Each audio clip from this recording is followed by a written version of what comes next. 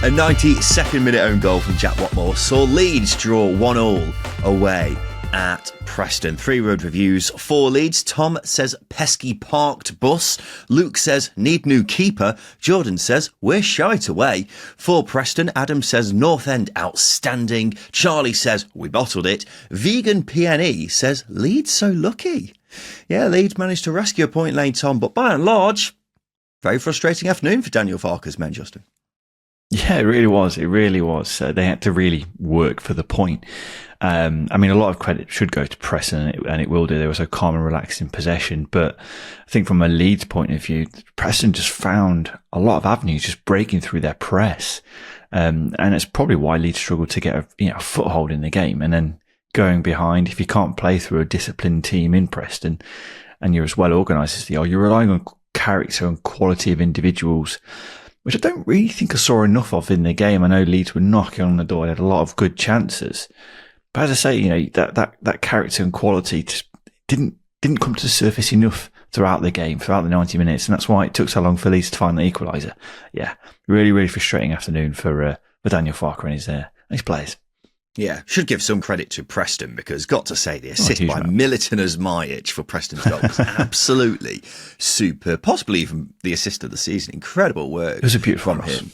It's not. I'm not just talking about the cross, Justin. I'm talking about the run. The hold-up play to turn, swivel on the halfway line. Just superb stuff. And then Preston did sit back and Leeds really struggled to break them down. Not for the first time we've said that in a Leeds game this season, is it, Justin? They did miss an absolute sitter through Patrick Bamford, it is worth mentioning, though.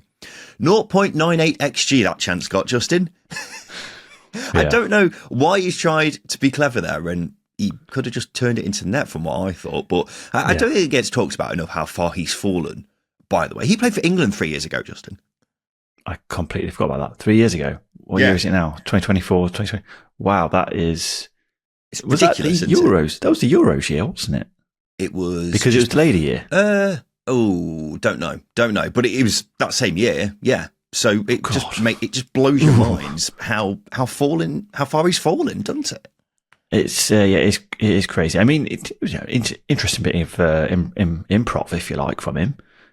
Improvisation to try and flick it into the goal, but he's 3 yards off the line. You are right. He could have just slotted that in with a lot of ease. But yeah, the drop off is quite considerable.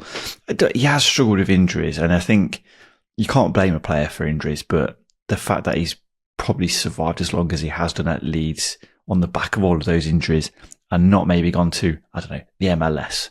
I think he's quite fortunate, and his goal record's really poor. He has always had this in him. I mean, I remember them when they went up under Marcelo Bielsa, the amount of chances he missed that season was ridiculous. He should have been top scorer by an extra 20 goals. It was ridiculous the amount of chances he was missing. So he's never been incredibly clinical. But this was just, it just summed up a very frustrating day for Leeds and, well, clearly him as well. Yeah. Well, he's now at the point where he's a forgotten man really at Leeds, and he's third in the pecking order behind 2 strikers who haven't been in great form this season, and he's not really getting a look in. And I imagine Leeds would love to try and sell him, get him off the books, but I imagine his wages are simply too big for championship sides. So I'm not sure where he'd actually go. But yeah, he had a shocker, and Leeds in general really struggled. Worth mentioning, Preston missed a great chance in the second half as well, Emil Rees. So maybe Leeds were a bit lucky, particularly because the equaliser came through an own goal, which went through Matteo Joseph's legs, didn't it? And then just hit Jack Watmore on the foot. So yeah, Leeds really struggling away from home, aren't they, Justin? We were lauding their home form in Thursday's episode because they truly have turned Ellen Road into a fortress, but just 1 win in 7 away games, it's really letting them down, isn't it, when it comes to... I mean, they're still very much in the hunt for automatic promotion, but it's certainly proven to be somewhat of their Achilles heel, isn't it, at the moment? It's quite bizarre because at no point do I think Leeds are not going to be a title contender this season. They are going to be up there, no doubt about that at all. But 1 win in 7, 3 wins away from home all season, it's simply not good enough, and that needs to be improved. If you're going to be comfortable in your title chase, and really put breath between you and third, at the very least, you need to be winning more games away from home. That's where you've got to start doing it ugly as well. You look at Sheffield United, it just feels they've got a lot more capability in doing that. And they currently sit 3 points ahead of Leeds. It would be a little bit more had it not be for that 2 point deduction. But they're a team that are doing that. They do have that character to do it, to win ugly, to really grit your teeth and grind a game out. I just don't think Leeds can. I don't think it's in their nature, unfortunately. And I don't think they're quite at the swashbuckling level that Daniel Farke had Norwich either. So that carefree attitude to attack just isn't there. There's a lot of, almost feels like they second guess themselves quite often. And, when you're away from home, it's going to bite you in the arse, and it's doing that for them. Yeah, Leeds fans will probably tell you that teams are parking the bus against them, but that's not really true. Preston did sit back against them, but they could have scored with that Reece chance. Blackburn definitely didn't sit back against them last week, despite what Joe Rodon said afterwards, and probably should have scored more than one. The game before that was that crazy Swansea game, which is Leeds' only away win since September. I could go on, but ultimately Leeds are simply much more vulnerable away from home. It's 1 win in 7, and by the way, no disrespect to these teams, but Preston, Blackburn, Swansea, Millwall and Bristol City, I know Blackburn are playing like Brazil right now, but it's not the highest standard of teams, is it, that Leeds are failing to beat on their travels? They've only kept 1 clean sheet in those 7 games as well, by the way. They've failed to score in 3 of their last 5. It's by no means a massive crisis, but it is definitely a problem, isn't it? Which is seeing them lose ground on Sheffield United. It's giving the chasing teams the chance to stay in touch, because I will bang that drum again, Justin. Consistency is what gets you promoted. The difference in home and away form isn't consistent, and it needs to be remedied as soon as possible. Well, if it isn't, you say you got Burnley and Sunderland have both won this weekend and done a very good job of winning, and they've had to show character to do it. And they've done it away from home. It's quite funny how all these variables have added up, and Leeds have not done that this season. But that's why I was talking about that character, that quality of individual coming up to the surface when you aren't playing well. You need an individual to step up and bail you out sometimes. How often did you have to say it last season about Crescencio? Somerville doing that for Leeds. It's a chronic issue that Daniel Farke needs to remedy, as you say. That consistency is important to find more of a common ground in their home form and away form. I know they've set such a high standard at home. It's going to be difficult to do that away from home, but you've got to be, in the top 2, top 3 if you're away from this season, and they're not. They are 10th and not doing enough. No, definitely not. A good result for Preston, though, Justin. Paul Heckingbottom was obviously disappointed not to win, but I think he would have been happy with a draw beforehand. They seem to be having a crack at becoming the new West Brom, Justin, because they're unbeaten in 6. 5 of them are draws, though. Considering this time last month, they only had a place separating them and the relegation zone, they now seem to be naturally gravitating back towards their mid-table home, Justin. Home comforts. Ooh, it's so cosy, isn't it? It's lovely.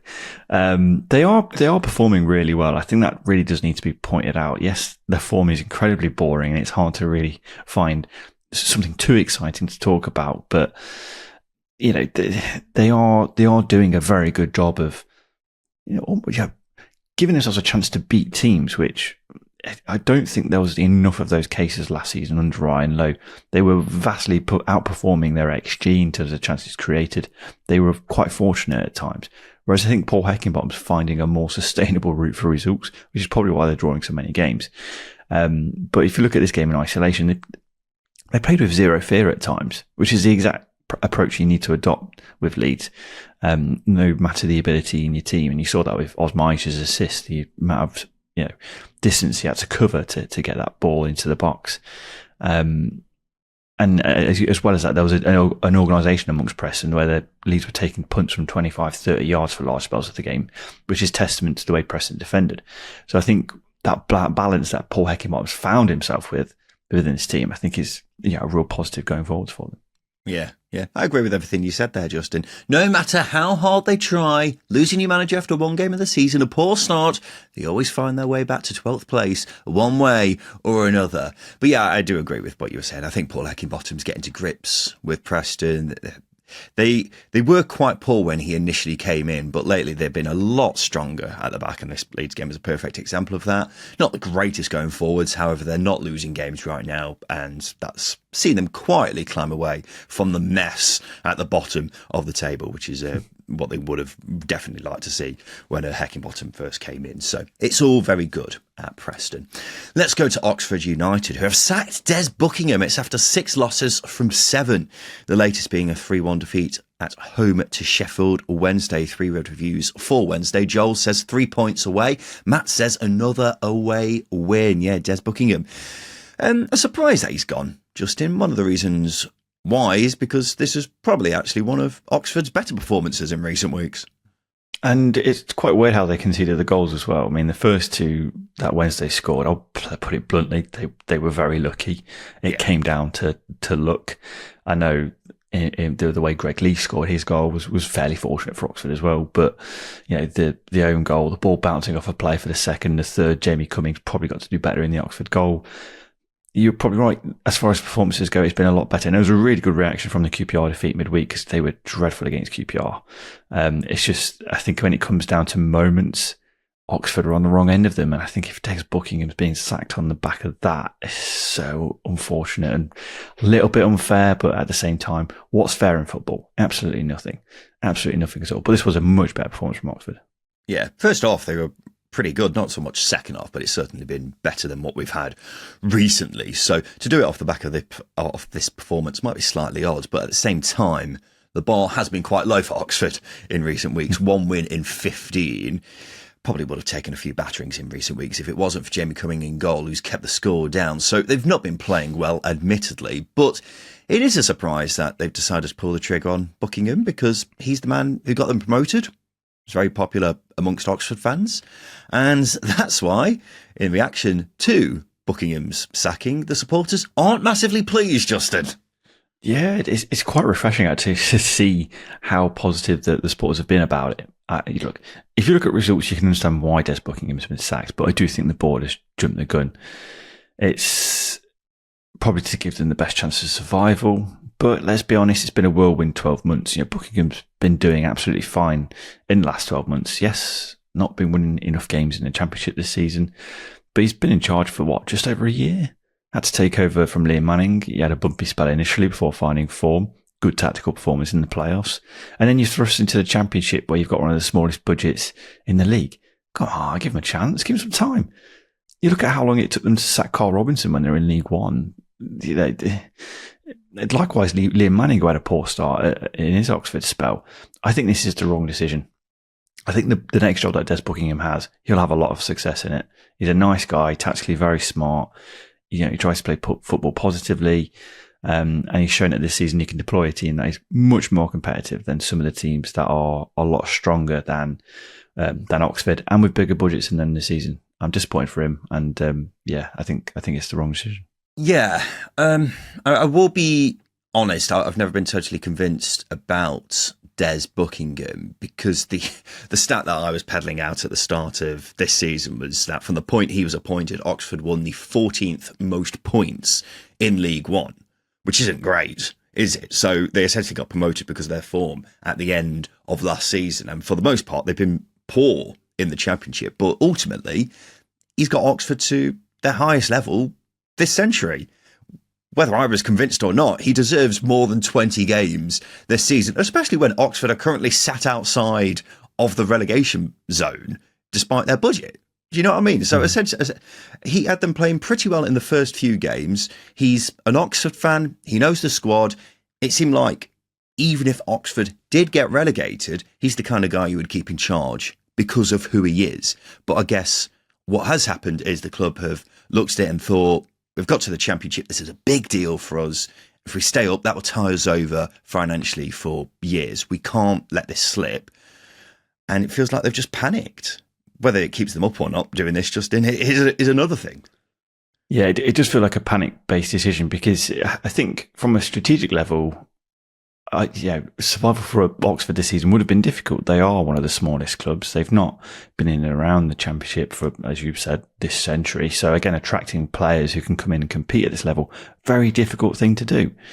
Very difficult thing to do. So again, survival is going to be hard. And you then got to start to plan a little bit like Luton and Ipswich and their transfer strategy for getting to the Premier League is you buy a squad that's good enough to bounce back from the Championship in years to come that can develop.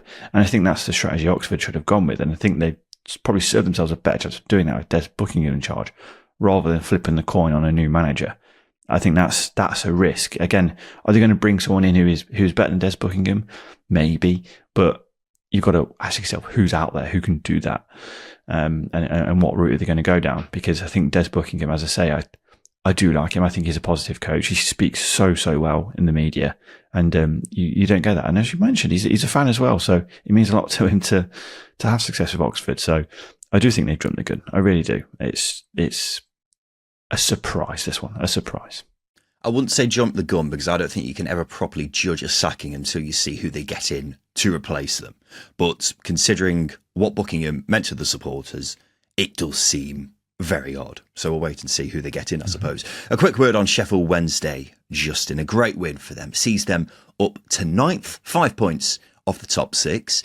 And look, we were just bemoaning Leeds' results on their travels this season. It's not been an issue for Sheffield Wednesday, has it? They've won 5 of their last 6 away games now. They've actually won more points away than at Hillsborough this season. So they love their away days, do the old Owls, don't they? Yeah, they do. I mean, they travel in numbers, so why not? But it is remarkable, that contrast between their home and away form. I know Danny Rall came out, I think, either last week or the week before, and said how frustrated he was with the home form, in a very polite way of putting it. But when you're sitting 5th in the away form table, if you can get that home form right, you're looking at a playoff push. So there are fine margins here at the balance for Danny Rall and Sheffield Wednesday, but I think they're going to continue to go through those motions. It is weird how Hillsborough's not quite the fortress everyone probably assumes it is, but they are a good away side. That might be down to Danny Rawls, way deploys his style of play or what, I don't know. They are a young squad, so maybe that helps. But yeah, it's an interesting contrast, and if they get those fine margins right, they could be looking further up the table. Yeah. If they just sort out the home form, then sounds like they're going to win the league, Justin. Speaking of which, Blackburn have now won 6 games in a row. It's after a 2-0 victory at home to Luton. 3-word reviews for Blackburn. Martin says, I'm feeling 60. Dave on our Patreon says, scarily routine win. Ryan says, bloody going up. Michael says, what's going on? For Luton, Norwich says, not very good. Wheelo says, fuck off, Rob. Skeeter on our Patreon says, fuck off, Walsh. Very contrasting feelings there in the 3-word reviews. Matt Smith, the former Doctor Who, and Morten Gamps Pedersen were sat next to each other for this game, which is quite the mix, Justin. The collaboration I was never expecting this season. Yeah, you could shove your Channing Tatum up your arse, Wrexham. We got with Matt Smith. Matt Smith, by the way, not the posh target man who's playing in the Championship. Matt Smith, Doctor Who, as you pointed out. No, which is a shame. It'd be better if it was the posh target man. But yeah, I assume they must have enjoyed watching the Championship Real Madrid, Justin, because John Eustace has got them flying. I like that you've called them Pep's Barcelona, Brazil, and Real Madrid in the last 30 minutes. All feel apt. It does. It's as high a praise as you can give a team when you go, "Well, Pep's Barcelona," because Pep's Barcelona was a very good team, and this Blackburn is a very good team. It's Blackburn's on John Eustace, to the point where John Eustace is now being linked with another West Midlands side in Wolves.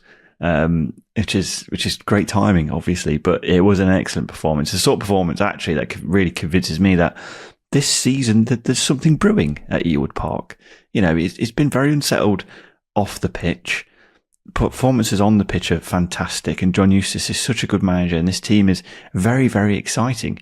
And the performance again, everything felt instinctive. The way they opened Luton up was so incisive. It was brilliant. There was just a lovely balance about the team. And Kozia Dubre as well has come in really impressed in this game. Akhtar Gay was involved in the assist, although both the assists. I don't think you can call one of them an assist. Come on now. I'm glad you've reacted that way. I had to watch it twice because the camera angle was quite far away. 95% sure the assist for Owen Beck was a dodgy swipe at the ball. No, he completely missed it. Right. When Good. It was basically an open goal. And then, fortunately for him, Owen Beck managed to save his blushes. But the fact he's got 2 assists is outrageous in this game. Yeah. But, he's contributing. We've been talking about the forwards not doing enough in front of goal. If he's laying up assists like that for his teammates, he's contributing. Everything's going well for Blackburn. It is really going well for Blackburn, especially when things like that are happening. They possibly could have won this by more as well, by the way, because Harry Leonard missed an absolute sitter at the end. Ultimately, just very comfortable for Blackburn. Luton did have a few chances in the second half, but any hope of them getting something from this died after Liam Walsh was sent off again. It's the second time this season he's been sent off after coming on as a sub. The first time, of course, he only lasted 36 seconds. This time, he lasted 11 minutes. So he's making progress, Justin, but try telling that to Carlton Morris. He was absolutely fuming, wasn't he? Pushing his teammate off the pitch, shouldering him, giving him a right telling off. And I don't blame him, Justin, because I'd be very annoyed as well. Well, Luton were in the game at this point. You know, if you can get a goal, you start to wobble Blackburn a little bit, and things can change very quickly when that happens. And, it's made worse. It's a tackle he doesn't need to make. He's put pressure on the team. He's put pressure on the manager. And the pressure is on the team and the manager. And that sort of discipline on the pitch is probably showing. But yeah, another win for Blackburn, Justin. 6 in a row. It's an insane run, isn't it? In the whole of last season, Ipswich's best winning streak was 6. Southampton's was 4. So what I'm saying is we may as well start organising the bus parade now, Justin. This is why I was saying that it just feels like something's coming together this season. This run of form's brilliant. Okay, yes, it's impossible to see it lasting because they're not going to win every game up until now and the end of the season. But when you win 6 games on the trot, and you can do it multiple times in a season, you're not only talking about the playoffs, but you're talking about automatics. I'm not going to get ahead of myself, and maybe Blackburn fans feel grounded as well. But runs of form like this does really convince you that something can happen. But it's not just the form, though. Defensively, they are convincing as well. They've kept 5 clean sheets in a row. They've created the better chances and more chances in 5 of those last 6 games, barring the Hull win, which was a gritty teeth and grind it sort of game. A trait that you need, as I was talking about earlier about Sheffield United and Leeds. So if they can do that, it's quite impressive. I will add that they are conceding chances, so they're not exactly as resolute as a clean sheet suggests, but they're creating more than an opposition. They're giving themselves the best chance of winning games, and that's very sustainable. That is very, very sustainable. Well, it's a sensational run, and keep in mind they've beaten Middlesbrough and Leeds during this run. I mean, this win against Luton might have been their best yet because it was probably the most comfortable. So there's every chance that it keeps going. They've kept 5 clean sheets in a row as well, by the way. So they're giving teams very little. And they're creating plenty of chances at the other end. Even against Luton, they didn't have Todd Cantwell, and they were still doing it. I mean, 19-year-old Mario Cozier-Dubry on loan from Brighton was unplayable against Luton. He looks a great player. But so many players are really stepping up. The whole team just seem full of confidence right now and are loving life under John Eustace. So who knows how long this will carry on for, but they just need to keep riding that wave, don't they? And then see where it ends up. Hopefully there'll be a playoff place because that'll be a great story for the season. But with John Eustace, I think anything is possible because he's a bloody good manager. So it's no surprise that he is getting linked with other jobs. It is worth mentioning the Wolves job that he has been getting linked with seems to be going to someone from Saudi Arabia who's a George Mendes client. What? Really? So it sounds like John Eustace won't be getting that job, but maybe he told him, bugger off, I'm happy where I am, and that's good to see. Same old story, though, for Luton, Justin, isn't it? It's their 7th consecutive away loss, and it is becoming a bit of a theme on this episode, the away form of different teams. But Luton's is absolutely honking, isn't it? It's bad. The most staggering thing about this defeat is Rob Edwards sounded fairly satisfied with things after the game. And yes, they managed to quiet the crowd early on in the game. They had some decent openings against Blackburn at times, but Rovers were well in control of this game. So the satisfaction of the performance from Rob Edwards for me is just so bizarre and probably a sign of how things or how far things have dropped off for Luton. Mediocrity is now very acceptable at Kenilworth Road. As is their very one-sided way of playing. Are you just getting the ball out wide and crossing it? Because that's all they did in this game. Again, didn't get a result. Again, Rob Edwards is still in a job. Again, come on, what's going on? Yeah. I mean, it means they're relying on their results at Kenilworth Road, which are okay, but they're certainly not so good that Luton are going to be flying up the table anytime soon, and that's why they're still 19th. They're still 19th, Justin. They are still 19th. They are so poor at the back. I think it's gone very much under the radar that only Plymouth have conceded more than Luton now, which is just ridiculous, isn't it? For a team who, I mean, they conceded the second most goals in the Premier League last season, but were, quite sturdy in the Prem last season despite going down. So you've got so many players who are underperforming. They don't seem to be getting any better. And Rob Edwards just seems to have a knack of finding a win out of nowhere just as he's about to go. I don't really know what else to say about them at this stage because they're not very good. The fans, by and large, think Edwards should go, but the club want to stay loyal to him, which I suppose is an honourable thing to do. But I'm not seeing much evidence that there's an upturn on the way. So Luton don't seem to be making any progress and nothing seems to change there. So what are we doing with our lives? What is happening? We're just in this spin, aren't we? When birds. Yeah, I think it's when eagles, when they find a mate, they do that death spin, don't they? Where's this going? It just feels like Luton are in that death spin. Okay. And with Rob Edwards, but it's not going to end well. It's not going to end in bird love, is it? It's just going to end in disaster. It's going to end in death. I assume that's what a death spin involves. Not literally, but yeah. Okay, fine. It's very frustrating with Luton. And I mean, we're never calling for a manager to be sacked, but what's going wrong Luton in 19th at this stage? Luton 19th, conceded 37. They can't win away from home. They're really shit. Really shit. Halfway through the season now as well. Yeah, it's not much going his way. Anyway, it's now time for us to check out how our second tier bet builder and multiple with SBK got on, which included our game of the week, as well as just a nice two bankers from Friday. So our bet builder was on Derby v Portsmouth on Friday night, and a £10 stake was due to return £210. I'll save everyone the time. It didn't go very well at all. We didn't get a single one right because that game went the exact opposite of how we expected it to go.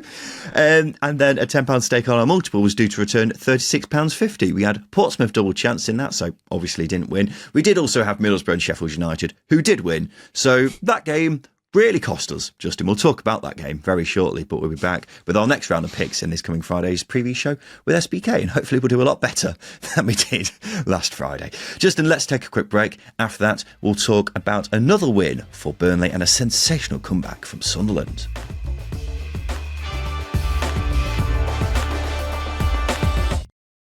Welcome back to the Second Tier podcast, and it's now time for us to reveal the winner of our latest edition of Jameson's Weekend Hero. So every single week we are asking you to nominate a fellow Championship fan that you believe deserves recognition.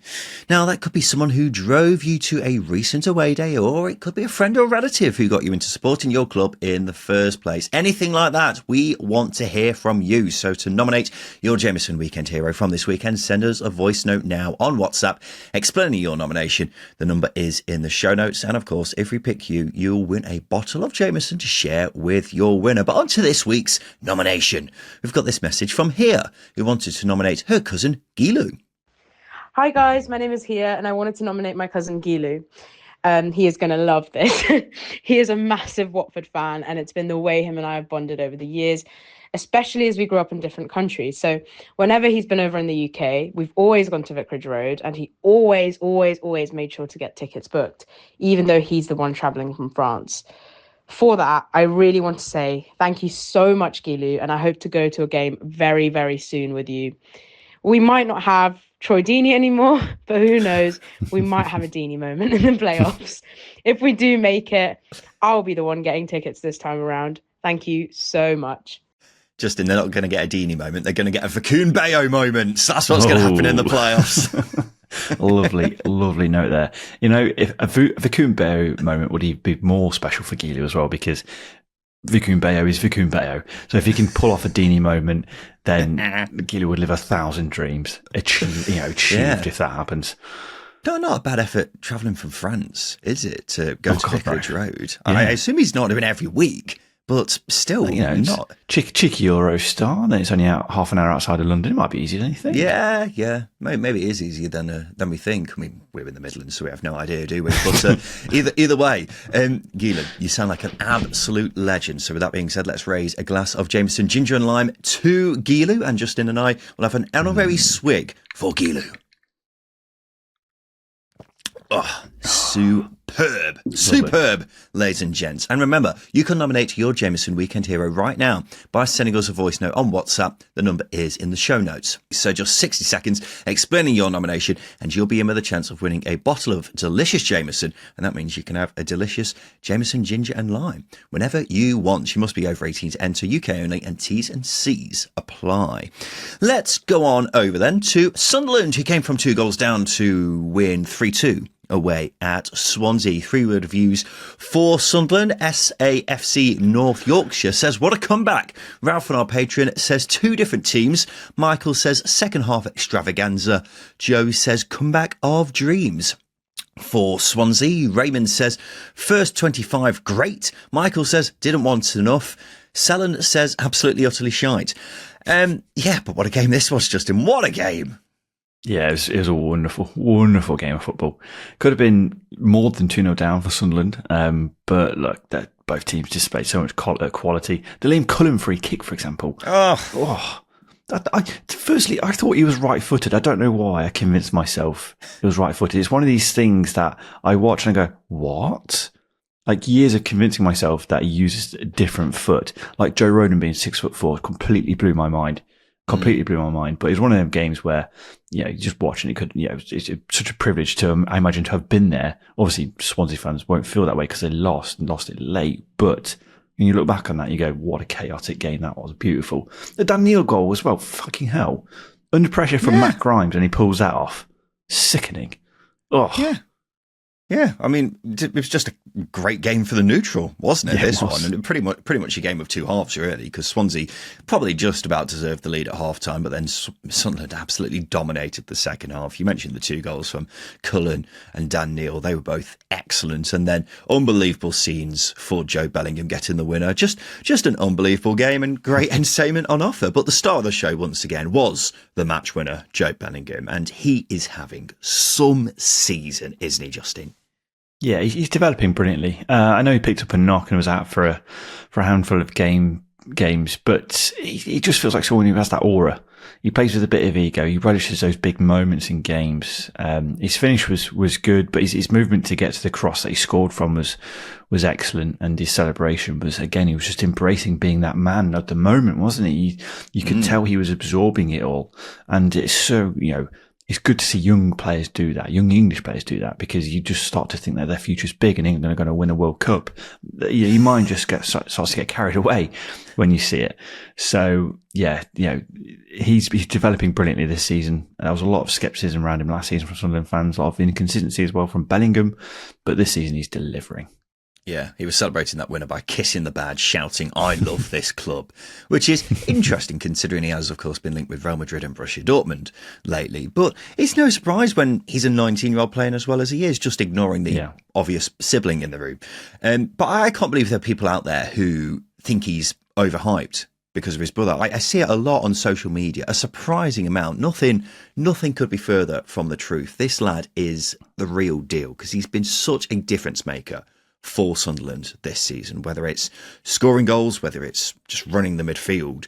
He has got it all and genuinely has been one of the best midfielders in the division this season, hasn't he? And that's despite him being 19. He's only just turned 19 as well, by the way. So I just hope Sunderland can hold on to him, but that may be wishful thinking because if this form continues, then he's going right to the top, isn't he? He's no Phil Neville. Where the hell has that come from? Slightly shit brother. He's not a slightly shit brother. He's good. It was just Sunderland's second win in 9, so a big result, Justin, and they're only 2 points off the top 2 still, despite only 2 wins in 9. So you got to say, still well in the hunt, aren't they? Well, this is why I think their form wasn't as bad as, I think you can get carried away with. Yes, they dropped off the top of the table, but I think that was always going to be likely. They have a young team. They're going to develop some inconsistencies, and we saw the symptoms of that, and that's absolutely fine because I still think the progress they're making is good. It's positive. You've got to consider how far they've come from last season, for example. And even just being in League One 2 seasons ago, they've made some giant strides forwards. You've got to really, really put a timeline in place for Sunderland to actually recognise that this season under Regis Lebris is very, very good. And I think this result as well, the character of the team was a big positive here. It might not have been perfect. It might not have been a perfect performance, but the character of the team really came up trumps, and that's exactly what you need in a promotion race. Yeah, I think you're absolutely spot on, Justin. People will obviously forget it because it's Sunderland, a massive club, but this is their third season back in the Championship, and here they are flirting with automatic promotion. It's a remarkable rise when you ignore the context of Sunderland and who they are. But look, if you offered a Sunderland fan this start at the start of the season, they would have ripped your hand off. I think even when they were having their good start, they would have definitely still taken this at this stage. So hopefully they've turned a corner with that little slump that they've had recently. They've had some bad news in the past few days because Tommy Watson's going to be out injured for 2 months, which is really bad luck for him after he just broke into the first team.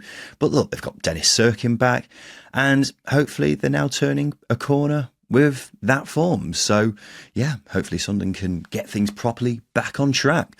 Let's go to a result we certainly weren't expecting on Friday night. Derby County 4, Portsmouth 0. 3-word reviews for Derby. Brad says, Pep Worn ball. Yeah, what a bizarre game. I was there for this one, Justin, and I've got to say, Portsmouth were absolutely shocking. Genuinely, one of the worst performances I've seen from a team at Pride Park in a while, which is so strange because they've been in really good form and Derby have been a bit underwhelming recently. Weird.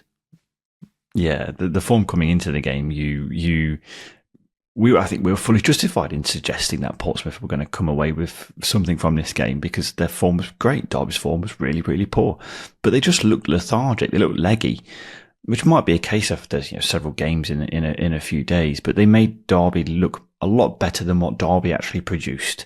Not a criticism of Derby. I just don't think Portsmouth made them do enough to win the game and do it as emphatically as they did. You look at the first 3 goals they conceded. The way they conceded them, they were terrible, absolutely terrible.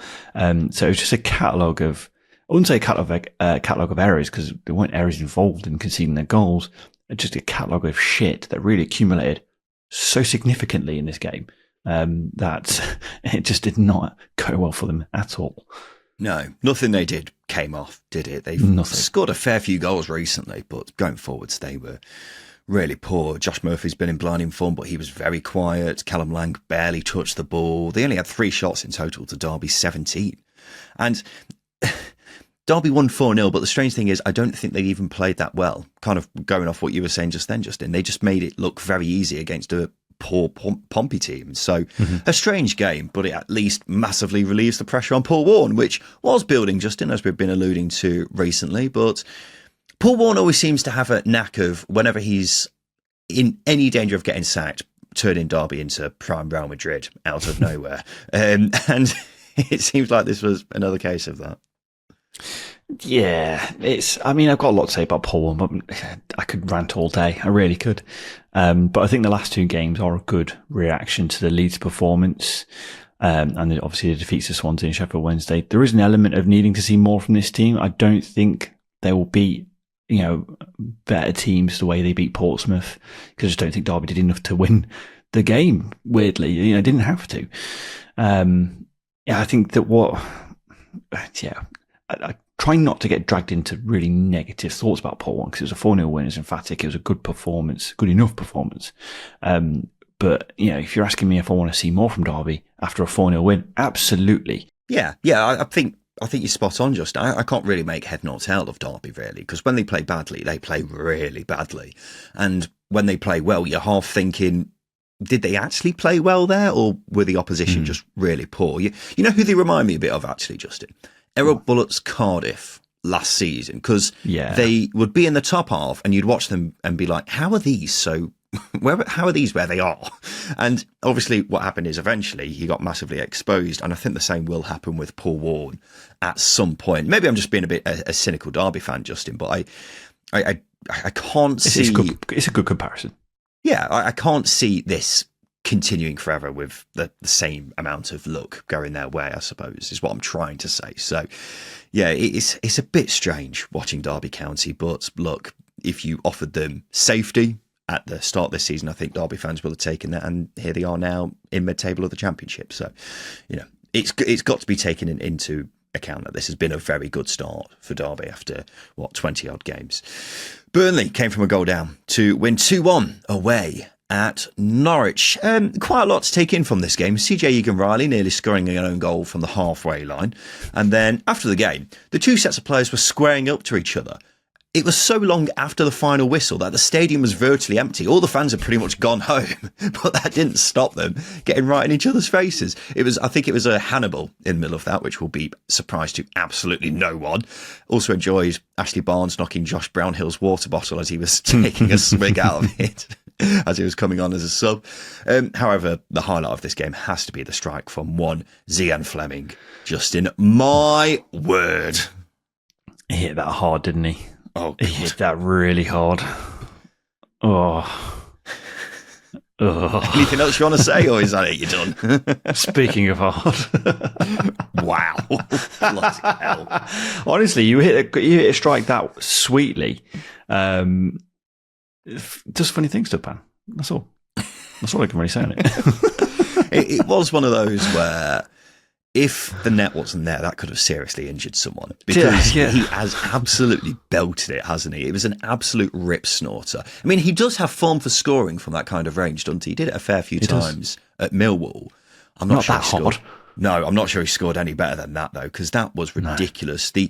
The sheer power in it, but also the fact that he's cut across it, so it's always going away from Angus Gunn in the Norwich goal. He had absolutely no chance of saving that. It was ridiculous. And I'll tell you what, we've had some bloody good goals scored this season, haven't we, Justin? It's going to be an absolute nightmare choosing goal of the season, but that one has got to be right up there. Just from such a nonchalant moment as well, where I think it was Brownhill just knocked the ball into his path and he went, go on then. And it's just beautiful. Absolutely stunning goal. But what a result for Burnley again, unbeaten in 8. I was slightly concerned about whether they were set to have a downturn in form after that draw with Derby in midweek and go back to their old Burnley ways, but this was some way to bounce back, wasn't it? Yeah, it was positive. I mean, you can't really feed off the anxiety of a crowd when you're away from home, can you, I guess, which is what Scott Parker's said the reason for the result against Derby was. But, after going behind, they didn't start well at all. First half was very poor. They had to show some character after conceding in the second minute as well. It's really positive. So as I say, bouncing back after the poor first half, coming out in the second half, really up in their game. It was. Again, it's what I've said several times already. Again, a theme of the show is you show character in these moments. You do start to elevate yourself as a automatic promotion contender, and I think Burnley showed that character they needed to overcome a good Norwich side in this game. So it was a positive result. Giving it credit enough, Justin. Norwich's second loss at Carrow Road in the last year. It's a great result. Yeah, no, it is a great result. It's more so the fact that I don't think Norwich was the home great power as they have been over the last year. They were very good at home under David Wagner. You could guarantee a win, let alone a result. I just think powers have waned a little bit, so that's why I'm sort of dampening down somewhat. But the way they came back from going behind is the big positive, the main takeaway from this one. Yeah.